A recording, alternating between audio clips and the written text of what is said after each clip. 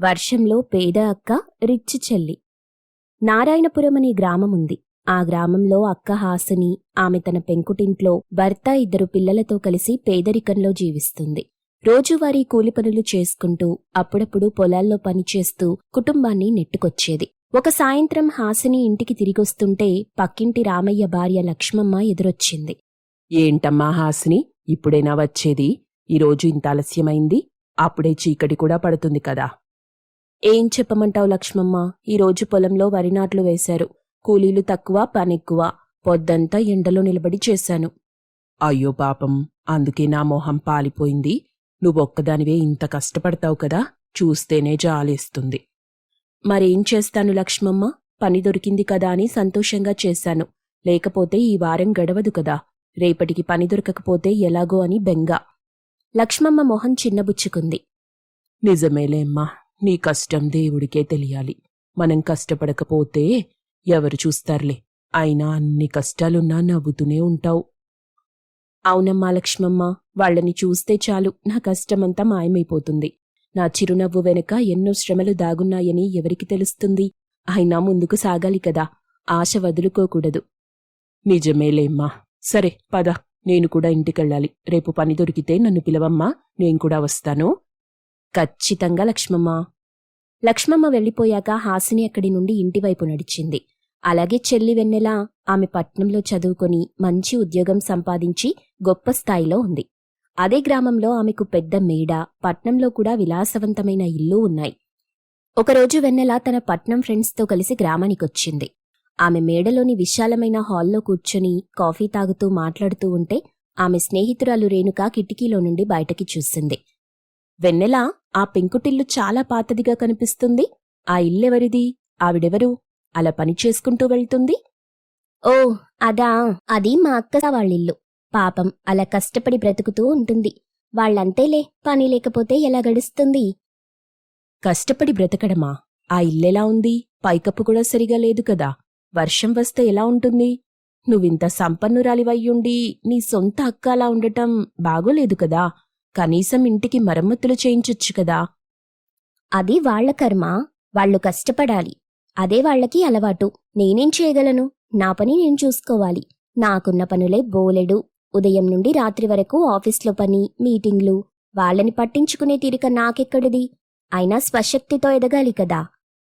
అయినా బంధువులు కదా, సొంత అక్క. కనీసం వెళ్లి పలకరించటం మానవత్వం అనేది ఉంటుంది కదా. అబ్బో, వాళ్ల కష్టాలు వాళ్లవి, నా జీవితం నాది. నేను వెళ్లి పలకరించినా వాళ్ళు నా దగ్గర నుండి ఏదో ఒకటి ఆశిస్తారు, డబ్బడుగుతారు. నాకంతోపిక లేదు. అందుకే నేను పెద్దగా వెళ్ళను. అవసరానికి మించి మాట్లాడను. వెన్నెల ఆలోచన విధానం ఆమెకు అర్థం కాలేదు. కొన్ని రోజుల తరువాత వర్షాలు చాలా ఎక్కువగా కురిశాయి. హాసిని ఇంట్లోకి నీళ్లు చేరిపోయాయి. హాసిని, భాస్కర్ ఇద్దరూ ఇంటి మధ్యలో నిలబడి ఉన్నారు. నేలంతా నీళ్లు, బురద. బయట వర్షం హోరుగా కురుస్తుంది. హాసిని, చూసావా? ఇంటి నిండా నీళ్లే. ఎక్కడ కాలు పెట్టినా బురదే. రాత్రంతా నిద్రలేదు. ఎప్పుడు ఆగుతుందో ఈ వాన. అవును భాస్కర్, పెంకుల సందుల్లో నుండి దారిగా నీళ్లు కారుతున్నాయి. అటు చూడు, ఆ గోడ దగ్గర కూడా నీళ్లు పారుతున్నాయి. పిల్లల పరుపులన్నీ తడిసి ముద్దయిపోయాయి. కనీసం ఒక పొడి చోటు కూడా లేదు పడుకోవడానికి. నాక్కూడా అదే భయంగా ఉంది. ఉన్నదంతా తడిసిపోయింది. కనీసం ఎండిన బట్టలు కూడా లేవు మార్చుకోవడానికి. వస్తువులన్నీ పడిగా పులుపడుతున్నాయి. పొయ్యి కూడా తడిసిపోయింది. అసలే 3 రోజుల నుండి పొయ్యి కూడా వెలగలేదు. ఇప్పుడింకా కష్టం. కనీసం వేడి చేయడానికి కూడా వీలవటం లేదు. ఇదిగో, ఇంట్లో ఎట్టు చూసినా నీళ్లు, బురద. నాకు భయంగా ఉంది భాస్కర్. ఈ గోడలు కూడా నీటితో మెత్తబడిపోయాయి. ఎప్పుడు కూలిపోతాయో కూడా తెలియట్లేదు. మనమిక్కడ ఉండటం అంత సురక్షితమనిపించట్లేదు. అదే ఆలోచిస్తున్నాను హాసిని. బయటైతే వాగు పొంగి ప్రవహిస్తుంది. గ్రామంలో రోడ్లన్నీ నీటితో నిండిపోయాయి. ఎటు వెళ్లినా ప్రమాదమే. మనకు దిక్కుతోచట్లేదు. కడుపు నిండా తిండి లేదు. నాకేం చేయాలో అస్సలు అర్థం కావట్లేదు. ఆకలితోనే కాదు, ఈ పరిస్థితులతోనే చచ్చిపోతున్నాను. ఆశ వదులుకోకు హరిత. ఏదో ఒక దారి దేవుడు చూపిస్తాడు. అవును భాస్కర్, అదే ఆలోచిస్తున్నా. ఈ వాన వల్ల మనం పడుతున్న ఇబ్బంది అంతా ఇంతా కాదు. బయట వర్షం జోరుగా కురుస్తుంది. వెన్నెల ముఖం నిస్సహాయంగా ఉంది. పక్కనే ఆమె స్నేహితురాలు రేణుక ఉంది. రేణుక, ఈ వాన అస్సలు తగ్గట్లేదు. ఇంట్లో తినడానికి కూడా ఏం లేదు. కనీసం బయటికి వెళ్ళి ఏదైనా తెచ్చుకుందామనుకున్నా ఈ వర్షం చూడు ఎంత దారుణంగా ఉందో. ఎటు వెళ్ళినా నీళ్లే, బురదే, బయటకి కాలు పెట్టడానికి కూడా అవటం లేదు. అవును వెన్నెల, నిజంగానే బయట పరిస్థితి చాలా దారుణంగా ఉంది. కానీ నువ్వే ఇలా ఇబ్బంది పడుతుంటే మీ అక్క హాసిని సంగతి ఇంకా దారుణంగా ఉంది. హాసినియా? అయినా తని వర్షంలో అంత ఇబ్బంది పడుతుందని నాకు అస్సలు అనిపించట్లేదు. అదేం కాదు వెన్నెల, నిజానికి హాసిని కూడా చాలా ఇబ్బంది పడుతుంది. నువ్వు నమ్మవు గాని వాళ్ల పెంకుటింట్లోకి గోడల సందుల నుండి, పైకప్పు నుండి నీళ్లు లోపలికొచ్చేస్తున్నాయంట. వాళ్ల సామాన్లు, పరుపులు అన్నీ తడిసిపోయాయి. ఇంట్లో తినడానికి ఏం లేదు. నిజంగా తను కూడా చాలా కష్టపడుతుంది. నిజంగా అంత దారుణంగా ఉందా అక్కడ పరిస్థితి? నాకు అస్సలు తెలీదే. తనెవరికీ చెప్పుకోదు తన కష్టాలు, లోపలే కుమిలిపోతుంది. అందుకే నీకు చెప్పాలనిపించింది. నువ్వు బయటికి వెళ్ళలేకపోతే ఇంత బాధపడుతున్నావు, మరింట్లోకే వర్షం వచ్చి అన్నీ తడిసిపోతే ఎంత కష్టమో ఆలోచించు. నేను నా బాధలోనే ఉండిపోయాను. నా కళ్ల ముందు ఇంత జరిగినా కూడా నేను తన గురించి ఆలోచించలేకపోయాను. అలా అనకు. ఇప్పుడు తెలిసింది కదా, ఒకరికి కష్టం వస్తేనే ఇంకొకరి పరిస్థితి అర్థమవుతుంది కదా. కొద్దిసేపటి తరువాత వర్షం కొద్దిగా తగ్గినట్టనిపించింది. ఇంతలో తలుపు దగ్గర వెన్నెల కనిపించింది హాసినికి. ఆమె కళ్లలో నీళ్ల సుడులు తిరుగుతున్నాయి. అక్కా! వెన్నెలా, నువ్వా? ఎప్పుడొచ్చావు? నన్ను క్షమించక్కా. పట్నంలో మేడలు, కార్లు, అన్ని సౌకర్యాలు ఉన్నాయి. కాని నా సొంత అక్క కష్టంలో ఉందని తెలిసి కూడా నేను నిన్ను పట్టించుకోలేదు. ఏడవకు వెన్నెలా, నువ్విలా వస్తావని కలలో కూడా అనుకోలేదు. నువ్వెందుకు నన్ను క్షమించమని అడుగుతున్నావు? అలా అనకక్కా.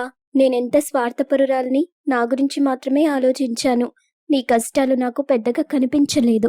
నాకున్న పనుల మధ్య నిన్ను చూడ్డానికి తీరిక లేదని అబద్ధాలు చెప్పాను. కాని నిజానికి నేను నిన్ను చూడ్డానికి కూడా ఇష్టపడలేదు. అలా అనకు వెన్నెలా, నీ జీవితం నీది, మా కష్టాలు మావి. లేదక్కా, అలా అనకు. నేను పెద్ద తప్పు చేశాను. ఆ క్షణం వాళ్ల మధ్య నిజమైన అక్క చెల్లెళ్ల బంధం చిగురించింది. మరుసటి రోజు ఉదయం వెన్నెల గ్రామంలోని కొందరు మనుషుల్ని పిలిపించింది, హాసిని ఇంటిని బాగు చేయించడానికి. అన్నా, ఈ ఇంటి పైకప్పు చూశారా? పెంకులన్నీ పగిలిపోయాయి. వెంటనే వాటిని మార్చేయాలి. గోడలు కూడా నీటితో తడిసిపోయాయి. ప్లాస్టరింగ్ పోయింది. ఎక్కడా కూడా నీళ్లు కారకుండా ప్లాస్టరింగ్ చేయించండి. అట్టగేనమ్మా, పనులు వెంటనే మొదలెడతాం గాని కొంచెం ఖర్చవుతుంది. ఖర్చు గురించి ఆలోచించకండి, ఎంతైనా పర్లేదు. పనులు మాత్రం తొందరగా అవ్వాలి. హాసిని, భాస్కర్ ఆశ్చర్యంగా వెన్నెలని చూస్తున్నారు. వెన్నెల ఇంతలా మారటం వాళ్లకి నమ్మశక్యం కాని విషయంగా ఉంది. వెన్నెలా, ఎందుకు నీకింత కష్టం?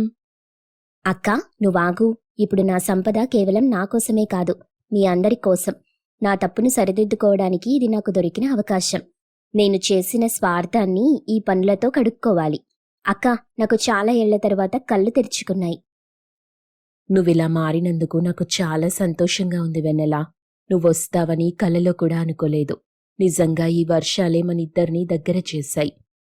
అవునక్కా, నేనికపై కేవలం నా కోసమే బ్రతకను. ఈ పనులన్నీ అయ్యాక నీకొక చిన్న పని కూడా చూపిస్తాను. నువ్వు కష్టపడి కూలి పనులు చేయాల్సిన అవసరం లేకుండా. చెల్లి మనసులో వచ్చిన మార్పు ఆమెకు అంతులేని సంతోషాన్నిచ్చింది. ఆ రోజు నుండి వెన్నెల కేవలం హాసిని కుటుంబానికి మాత్రమే కాకుండా గ్రామంలోని ఇతర పేదల సహాయం కోసం కూడా తన సంపదను ఉపయోగించటం ప్రారంభించింది. కొన్ని నెలలు గడిచాయి. హాసిని ఇల్లు పూర్తిగా బాగుపడింది. వెన్నెల గ్రామంలోనే ఒక చిన్న కుటీర పరిశ్రమ ప్రారంభించింది. హాసిని కూడా అక్కడ పనిచేస్తుంది. చూడక్క, ఇది కొత్త మిషన్. దీనితో మనం మరిన్ని బొమ్మలు, పూసల దండలు తొందరగా చేయగలం. పట్నంలో వీటిని కొనడానికి చాలా మంది ఎదురు చూస్తున్నారు. వెన్నెలా, నువ్వు లేకపోతే నా జీవితం ఇలా మారుండేదే కాదు. నాకు కూలి పని తప్ప వేరే లోకమే తెలీదు. ఇదేం గొప్ప కాదక్కా. మనం కలిసుంటే ఏదైనా చేయగలం. నా డబ్బు నా ఒక్కదాని కోసమే కాదని ఇప్పుడు అర్థమైంది. అది అందరి జీవితాల్లో వెలుగులు నింపాలి. వెన్నెల మాటలకు హాసిని ఆనందించింది. చూసావా రామయ్య, వెన్నెలమ్మ వచ్చింది మొదలుకొని మన గ్రామం ఎంత మారిపోయిందో. ఎన్నో కష్టాలు తీరిపోయాయి. అందరికీ పనులు దొరికాయి. నిజమన్నా, ఆమె రాకతో మన గ్రామానికి మంచి రోజులు వచ్చాయి.